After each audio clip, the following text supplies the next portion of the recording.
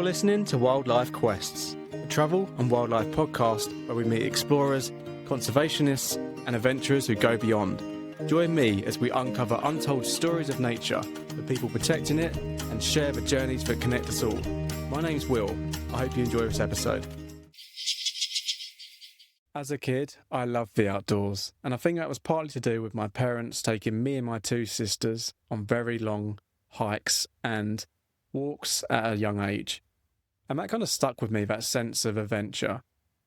And I remember kind of obsessing about Australia, and that was partly to do with Steve Irwin, the crocodile hunter.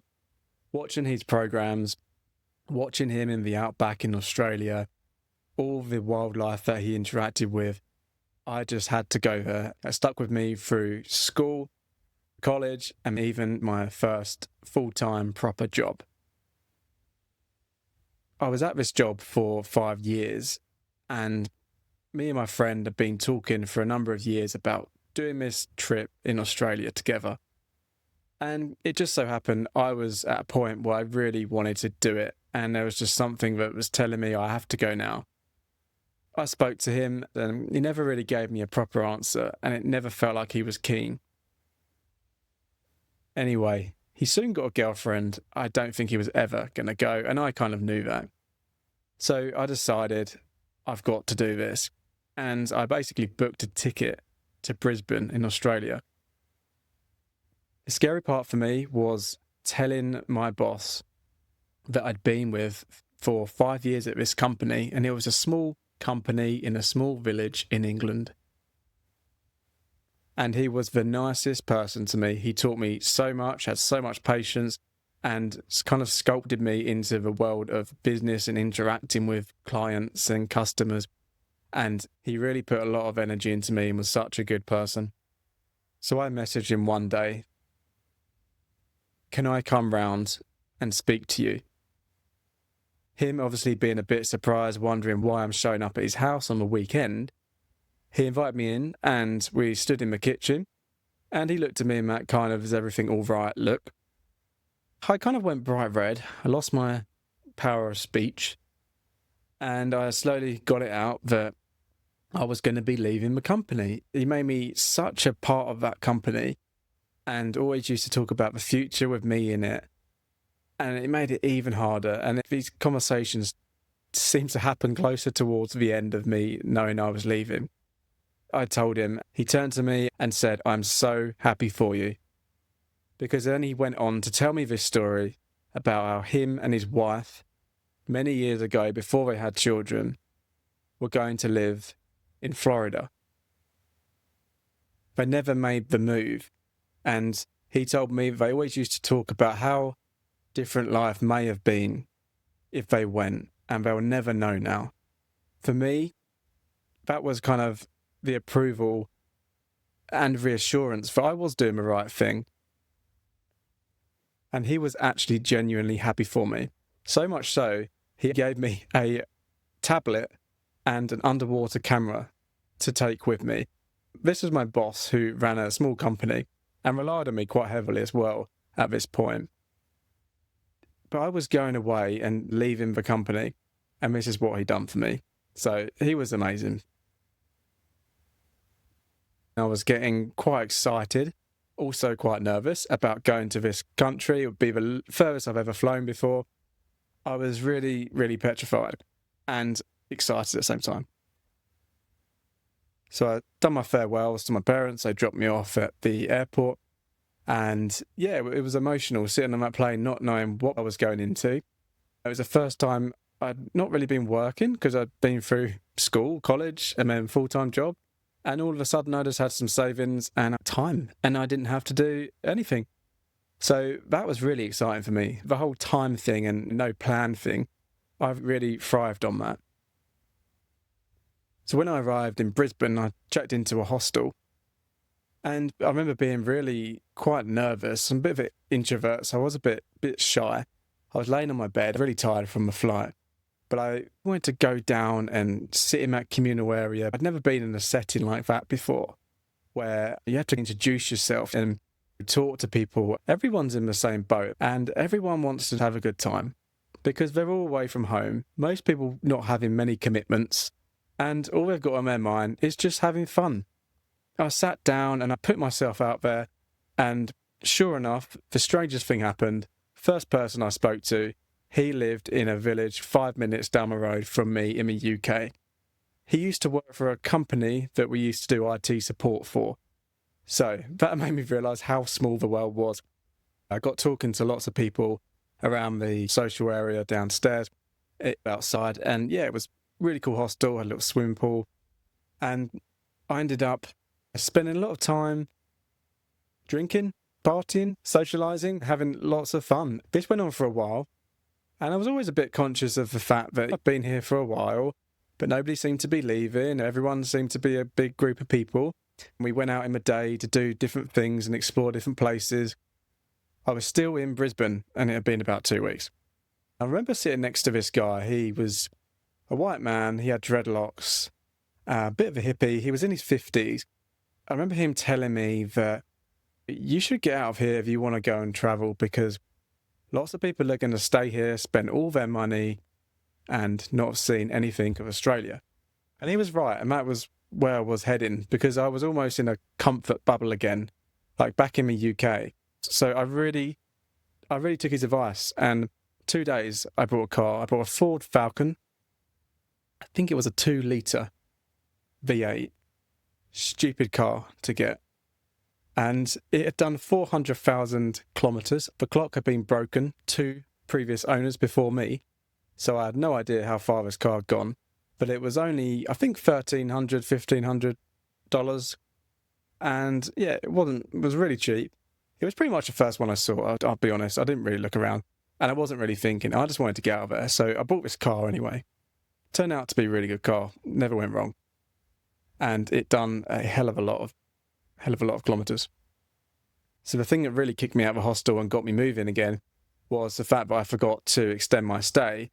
The guy that was working there came over in the morning to tell me, and I thought, I'm not going to extend. I'm going to leave now.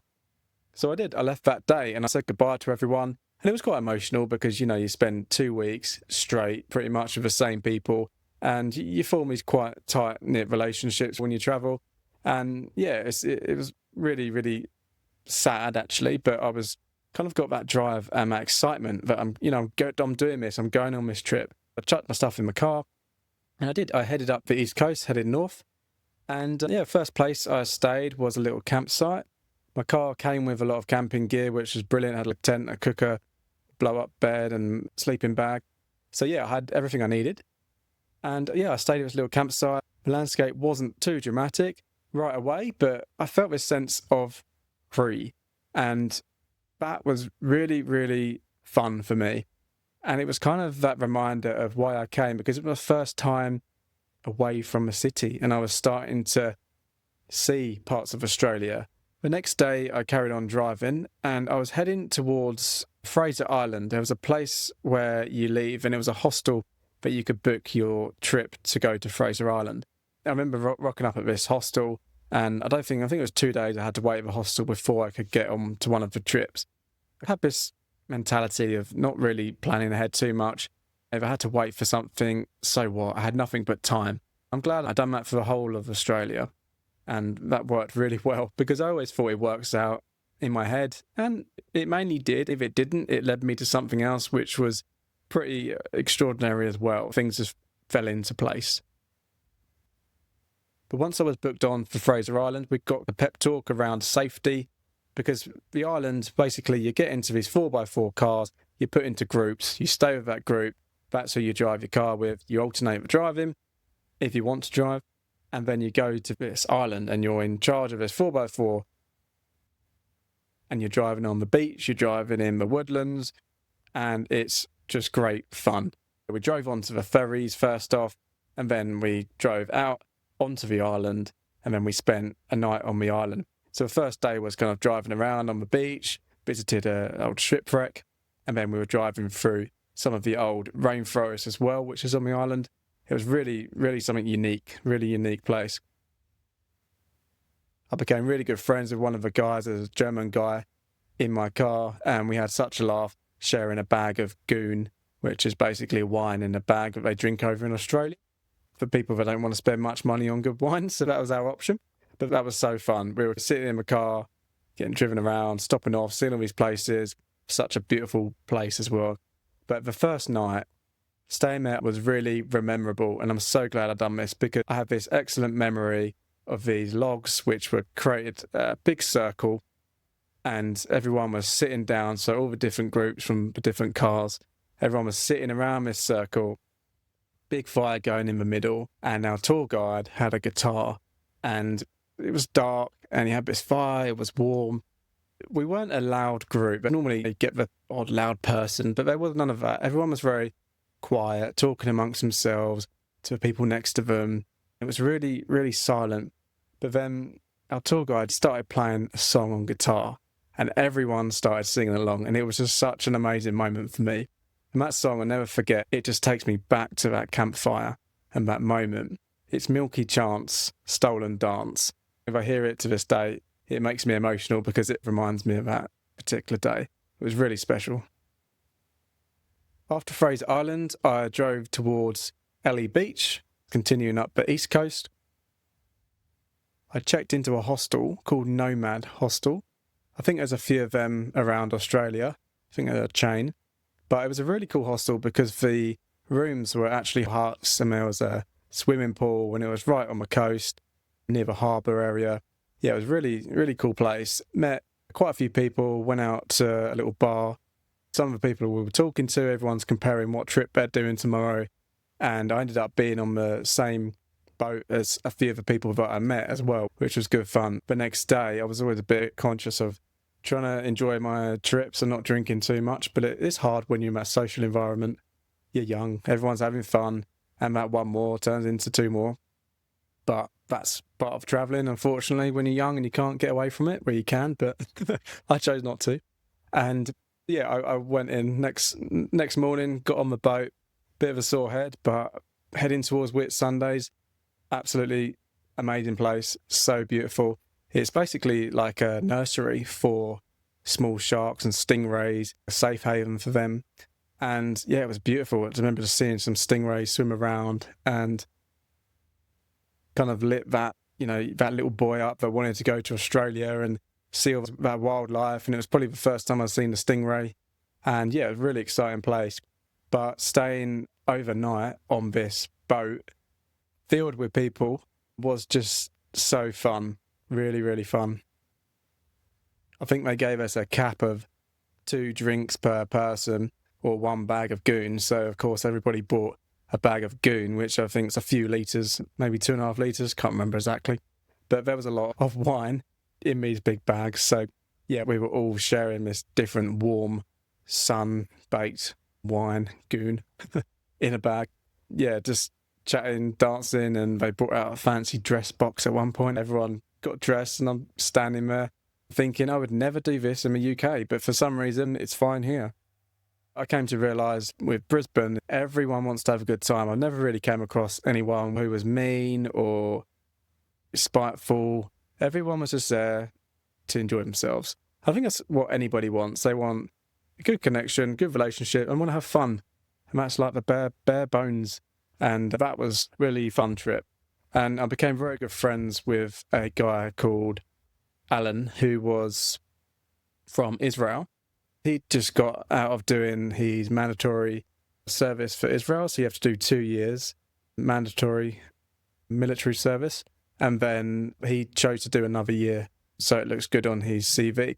That was him finishing that and doing a bit of traveling before he went to uni. So we became really good friends. We had a good sense of humour. When we got back from the trip and we were back at the hostel, he didn't have any plans and I didn't have any solid plans.